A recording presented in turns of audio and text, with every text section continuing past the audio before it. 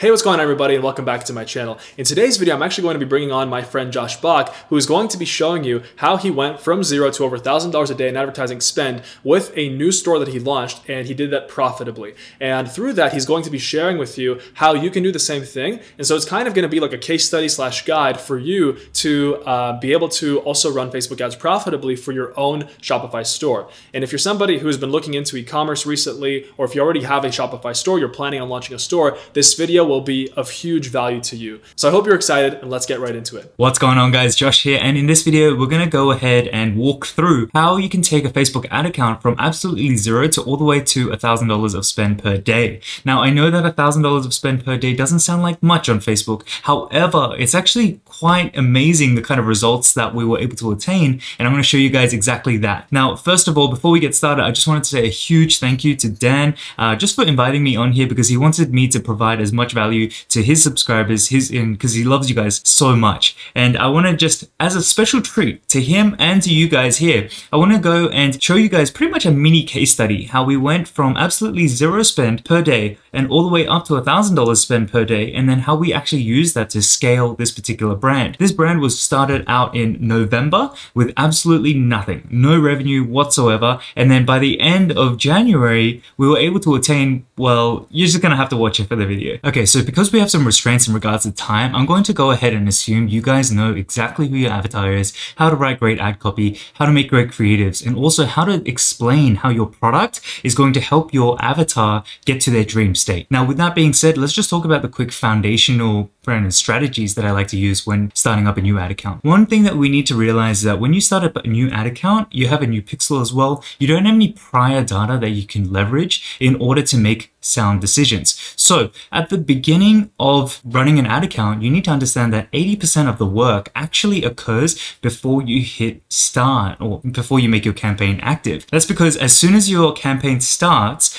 Mark Zuckerberg, he's going to start to charge you, because Facebook is an impression-based auction system, right? That's how you get charged. Now, with that being said, with all of the hard work being done prior to you launching, when you guys are launching, you need to kind of take your best guess in terms of what audience and what kind of ad they're going to resonate with. So it's kind of like a calculator throwing spaghetti on the wall and seeing what sticks. Once you find a particular ad and an audience that works, you have that congruence, you have those two combinations working really well in terms of it's bringing profit in, then you need to move on to creative testing, because as you guys know, when you run ads on Facebook, there is something called creative burnout or ad burnout. Now you have prior data. So what you can do is you can just tweak, for example, the hook, change some colors, change the first 3 seconds of the video, maybe change the, just rearrange parts of the creative, and voila, you have another set of creatives to test. So it's really, really important to not only find new audiences that work or resonate with your existing ad, but also find new creatives that work with previous winning audiences. Okay, so we're going to take this at a step-by-step system. Step number 1 is finding new audiences and your creatives, right? You're doing your best to find winning combinations there. Once you found those winning combinations, then you move on to creative testing. You're taking your existing winning audiences and trying to find new iterations of your creative to find new creatives to test. Once you've built up a foundation here, you then move on to what I like to call the stabilization, optimization, and scaling phase. This is where you pretty much take only winners of your creatives and audiences, the combinations of the two. And then here, you're able to pretty much let Facebook just do its thing. You can give it a higher budget so it exits the learning phase quicker, and you can have confidence here because the variables that you're inputting into this particular campaign are things that have been tested on restricted budgets prior in steps 1 and 2. Does that make sense? Okay, so with that being said, guys, now let me jump into the ad account and show you guys exactly how this works. Okay, so now before we jump into the ad account and before we talk about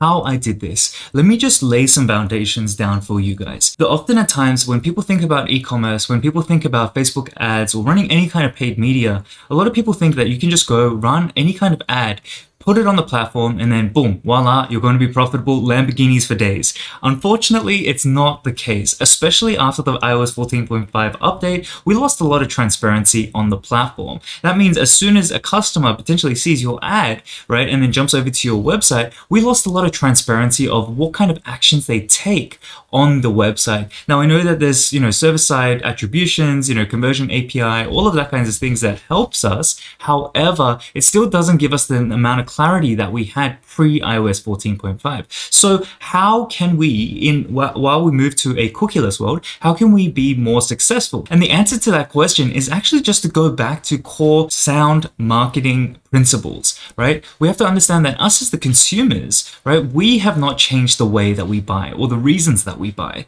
So as a result, all we need to do is one, first go back to, is my product a problem-solving product? And then two, be very strategic in terms of the way that we test with restricted budgets so that we don't let Facebook go out of control. Okay, so now that we've laid some foundational knowledge down for you guys, let's jump into the ad account right now and show you guys exactly what I did on a month-to-month basis and how this three-step system played out, right? So from the 1st of November all the way till January 31st, you can see that we spent about $26,300. And in terms of revenue, that was able to generate us $140,992, right? That's a very, very healthy return. But how was this possible, especially after the iOS 14.5 update? It's because we took a methodical and very patient approach to this. And I'm going to show you exactly what that looks like. As you can see, the first day that we were starting to get sales was November 21st, right? $558 of sales.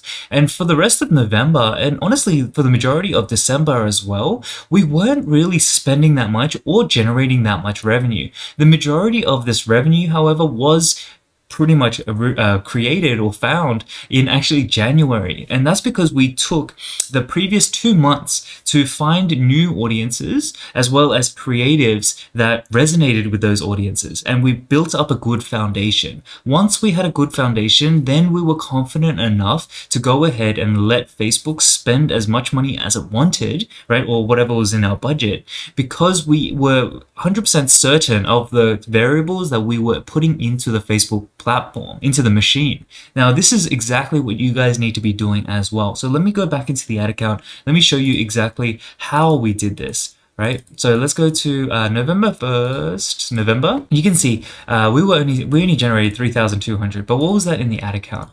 In the ad account, that was about, I believe it was about $500 worth of spend. Now, as you can see from our 5 different campaigns that we have active here, when we first got started, we were doing that calculated throwing spaghetti on the wall. We did as much research as possible, understanding who our avatar was and what kind of audiences that we were potentially able to use. So we came up with a few: hair removal, Gymshark, Arnold Classic, gay pride, gay friendly, calisthenics, and bodybuilding. We only set it at about a $10 budget because we knew that we only had about 2 ads, so we didn't need to go excessively spend here. As you can see from the results here, Gymshark was an absolute clear winner. It was a banger right out of the gate, right? $17 per purchase is just insane, especially because our product had an average order value of around $200, right? So insanely profitable. In November, we were just doing pure audience testing. We did our best to find 3 different creatives, and then we were just purely focusing on audience testing here.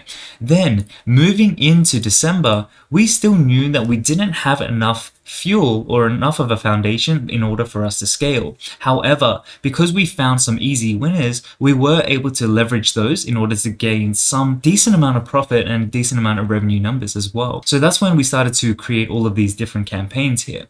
As you can see, we were still investing heavily, around 25 to 30% of our overall monthly budget into audience testing. We were not happy that we just had only 1 or 2 audiences that were previously winning. We needed more. At the same time, what we then started to do was start to reiterate on our creatives. We wanted to go out and find new hooks, new different marketing angles that we can use to convince consumers to actually come and buy our product. Finally, we started to implement and we started to push the gas on the winning combination that we found in the prior month, which was this prospecting and scaling. So in terms of the step-by-step system, step 1 is always audience testing. Step 2 is then creative testing. And then step 3, once we found some winners, that's when we really push the gas and let Facebook do its thing. We're using a CPO budget. At the same time though, we started to implement some warm and hot retargeting, because at this point, point, we knew that based on the number of impressions that were being delivered. So as you can see here, we had about, in the reach as well, 150,000 impressions total, right?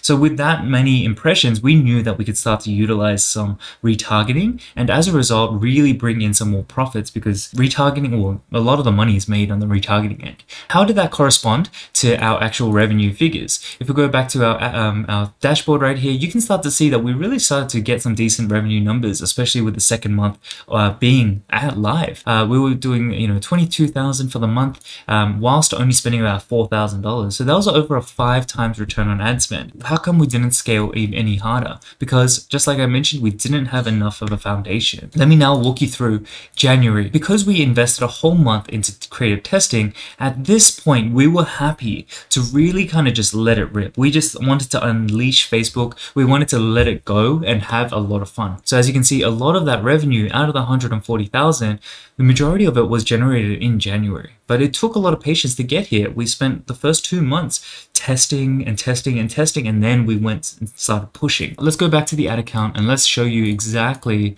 what it looks like, right? As you can see with our prospecting, right, because we kept finding winning combinations of audiences and new creatives, we were able to then pretty much graduate them or move them into these prospecting campaigns. Because they were just new combinations, we were just able to duplicate them straight into this campaign. And as you can see, we started to really spend a lot of money here, right? We spent about $12,800 here, and that's because we had those good foundations. We were confident about the variables we were putting in, and therefore we were happy to let Facebook kind of do its thing, right? Of course, we were still monitoring the ad account on a day-to-day basis. However, we just weren't as stressed, and we were able to have some confidence. That's not to say that we weren't, like, we stopped testing. This is another thing. A lot of advertisers, or when people find success through e-commerce, they often get complacent. They're like, oh yeah, I'm gonna go scale to the moon, and we are just constantly going to be up and up and up. Unfortunately, it's not like that. You need to always be reiterating, retesting, and finding new angles in which to market to your consumers.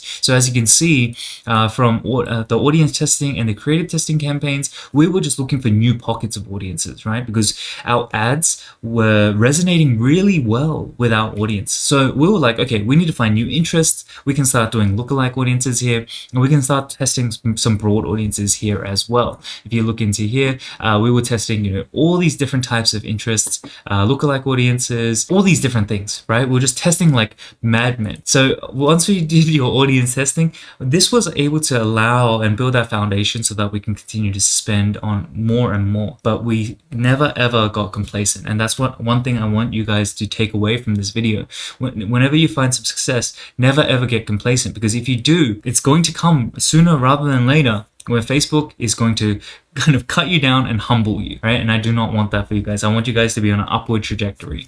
We spent about $21,000, $661 as well, and we were able to generate about $115,000. Now, I also broke this down for you guys on a spreadsheet right here that is going to show you guys the breakup of where we were spending our money and what kind of return we were generating. As you can see here, our overall ROAS for the first month was about 4.73. Now, obviously, we had also some optimizations that we could make, and therefore we were able to increase our overall ROAS by about 0.5. And what are these optimizations that I'm talking about? What these optimizations was, notice the online store conversion rate. In January it was about 1.33. But let's go to November real quick. And let me just show you, it was about 0.7, right? And that is not good. Even though we have a higher average order value product, that I believe is not a good online store conversion rate. So we knew that we had work to do. Started to implement some CRO, conversion rate optimization. And in December, we were able to pretty much double that online store conversion rate and increase our average store order value. So that allowed us to get more customers and get them to spend more as well, which ultimately allowed us more confidence to scale because we had more margin to play with. And then in January, as you saw, the online store conversion rate was more or less the same, right? In terms of as well as the average order value. Because we had optimized our conversion rate as well as finding new audiences and new creatives, that really fueled our confidence and allowed us to really kind of put the pedal down and spend a lot more money. We 5 times our average spend in January, and as a result we were able to retain and actually improve our overall return on ad spend. As you can see, we actually increased from 5.2 all the way to 5.3. But what I want to really draw your attention to is down here, this ad spend breakdown. The step-by-step system, again, just for you guys: audience testing first, finding your audiences. Next, once you found audiences, then you need to go into creative testing. Once you have a good foundation of combination between the two, audience and creatives, then you can start to really push kind of the budget on Facebook, right? And that's what you can start to see. Before, we were just doing 100% creative testing and audience testing, right? And then once we found some audiences and ads that were working, we start to really kind of spend a lot of money on prospecting, which is our stabilization and profitability and scaling campaigns. Continuing to build on that, we found new audiences in December, new creatives as well in December, and then from that we would just really let Facebook go and started to pretty much 6 times the budget here, and that's how we got our amazing results. So I hope this was helpful for you guys. Often people online, they say that it's really easy to go out and do this, but I really want to stress for you guys, once you're actually in the ad account, pretty much all of your work should be done. All of the hard work is done prior to you launching and spending any money on the Facebook platform. Because yes, although your pixel can develop, it can get more purchases, it can get smarter about who your ideal customer is, you need to first of all understand why your customers want to actually buy your product. A lot of people also forget that when you're doing e-commerce, you are actually selling to other human beings. So understanding that, really focusing in on that and understanding why people would want this is going to be insane. It's going to help you gain insane results. It's going to change the way that you approach this whole business model, right? So I really want to stress the fact that all of your hard work really should be done prior to you launching. And then once you're on the Facebook ad platform, that's when 20% of the work starts, and then that's when you don't get complacent. You continue to do tests on creatives and audiences, and then from those inputs, then you can let Facebook do its thing and really start to scale. So guys, I hope you guys enjoyed this video. I hope you guys appreciated the transparency in terms of showing the ad account as well as the Shopify dashboard, all of that kind of stuff. As a final note, just want to say a huge thank you to you guys for paying attention all the way through to this one. I know it was a little bit more complicated and a little bit more, I guess, tactical, right? But regardless, I just wanted to again say thank you to Dan as well. He really does love you guys and he's done amazing things for me as well. So grateful for all of you. If you guys have any questions, feel free to reach out, and we'll catch you guys soon. Bye for now.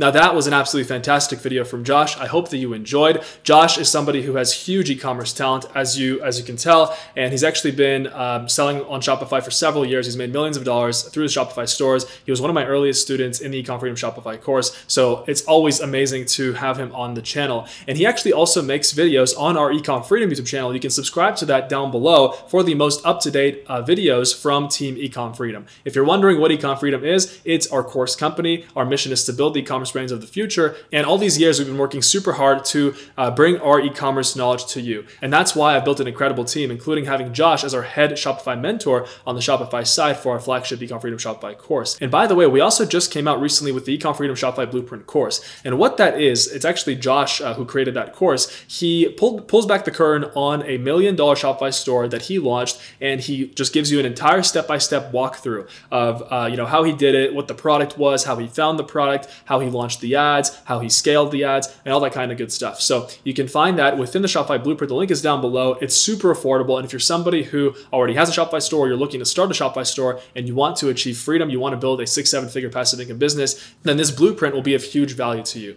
So you can grab that down below. You can also check out our full flagship Ecom Freedom Shopify course, which is what we're known for. It's our entire step-by-step Shopify course that teaches you how to build a store from zero all the way up to a goal of 6 to 7 figures a year. And Josh Bach is actually the head mentor of that course, along with our team. So you have access directly to $1 million mentors within our programs, and that's something that we really are proud of, and something that I'm proud of, as I built this over the years. So check those out down below. Thank you so much for watching, and I wish you all the best with your e-commerce journey, with your journey to freedom. And just remember that money is easy to make, and that starting a business is easy. It's not super complicated. It just requires time, it requires persistence, and it requires having access to the right knowledge as well as the right mentors. Thank you so much, and I wish you the best. I'll see you soon.